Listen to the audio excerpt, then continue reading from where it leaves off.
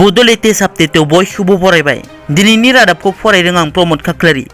गोजां बोथोरनि BTCनि एसेम्बलि जथुमानि गिबि सानखालि बाहागो लानायनि उनाव BTCनि MCLA थामहिनबा BTCनि बारग' गाहाय हाग्रामा महिलारिनि बिबोनां मुनमुन ब्रह्मनि बेरफुसार फेसबुक पस्ट। मुनमुन ब्रह्मआ BTCनि गाहाय प्रमोद बर' आरो BTCनि लेङाइ गाहाय गबिन्द बसुमतारीनि बेरेखा बेरफुसार पस्ट होदों।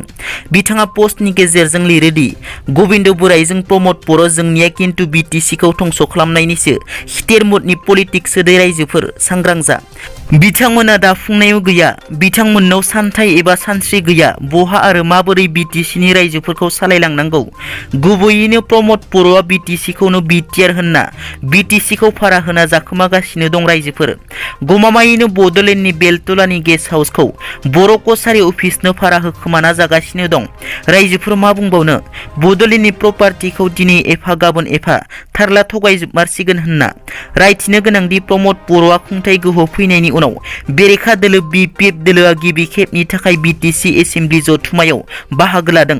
BPF दोलोनि माखासे MCLAफोरा बाहागो लादोंब्लाबो BPF दोलोनि आफादगिरि हाग्रामा महिलारि बिथाङा बाहागो लायाखै।